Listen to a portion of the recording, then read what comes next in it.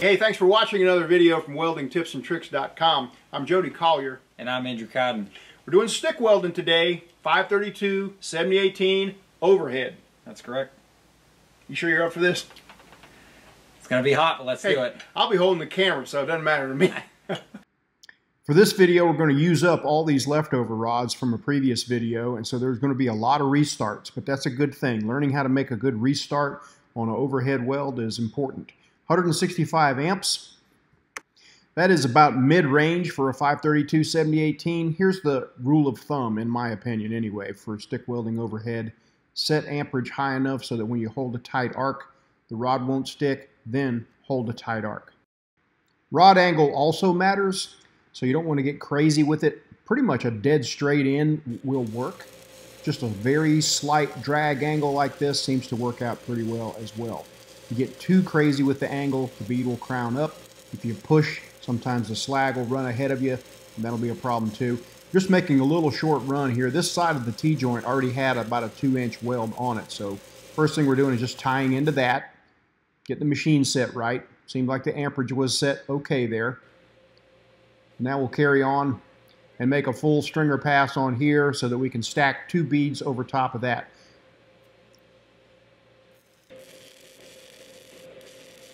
Here's a good example of how to make a restart and keeping all of the arc strikes to where they will be welded back over. Arc strikes are considered a defect. There are areas where you could have porosity. There are also areas where the metal heated up very rapidly and cooled very rapidly, and they can be brittle, they can be stress risers. Inspectors don't like them. It's just good practice to strike the arc and weld back over the arc strikes. Holding a nice tight arc here with not much rod angle, just a little bit of a drag angle. Notice Andrew is propping here. He's got a pair of vice grips clamped, and he's just kind of holding on there like a stirrup or a handle on a bus. The stand is not anchored at the top, so it's wiggling around a little bit, so Andrew holds on to the vice grip to kind of steady everything up, steady himself up, steady the stand up, everything. Let's take a look at another restart here. Starting ahead of the crater by a good inch, kind of long arcing it, getting into that crater, and then just moving on and welding over top of all the previous arc strikes. It also lets the tip of the rod heat up a little bit and kind of prevents porosity. 7018 is a low hydrogen rod, so they should be kept in a rod oven. And you can definitely tell a difference when they are kept in a rod oven versus ones that are left out. All right, now, rod angle is not going to change a whole lot for this second bead. Everything's going to stay the same. The objective here is to kind of overlap that first bead by probably 2/3 to 3/4. A little slight drag angle of the rod, holding a nice tight arc. Trying to just be steady and use the toes of the weld for kind of a guideline to make a straight bead. Again, we're using partial rods here, so we're having more restarts than usual. With full rods, it would probably only take 1 restart to make the whole distance. Here we go again. Another restart. And again, welding over all the restart trash that happens when you do make a restart. Weld all the way to the end and then wrap it some. And this is where you have to kind of plan ahead and make sure you have enough rod to do that. A little bit different rod angle on the very last bead or the third bead, almost straight up, because you don't want undercut on that top member.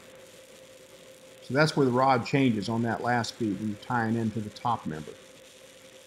And you can also notice that it's traveling just a little bit slower than the other beads because there's just a little valley there. There's more of a little groove to hold the bead, and it takes a little bit more to fill it in so that in the end you'll have sort of an even fillet. So Andrew is just working it just a little bit. Not a whole lot of rod oscillation going on, but just a little bit.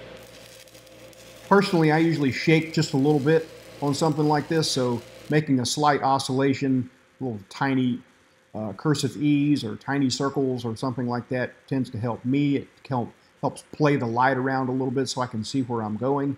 But you don't have to. You can just do a straight drag. We've got the arc force set to max on this machine, so instead of using 10 or 20 more amps, we're just using 165 amps, but with the arc force maxed out. And that allows you to hold a pretty tight arc without sticking the rod, without using excessive amperage. If I were using an 1/8 inch electrode on this joint, I'd be at about 125 amps, or 165 for this 532 electrode. Things seem to be going pretty darn well. Really watching that edge of the bead where it's tying into the top member to go slow enough not to leave undercut. And again, welding all the way to the end, wrapping that corner. Welds like this are super common on structural steel as well as structural steel for pipe supports. Had a lot of requests to do 532 rod because a lot of people are being required to test on 532 as well as use 532 7018 in the field. So I hope this helps somebody. This video is brought to you by my online store at weldmonger.com. Thanks for watching.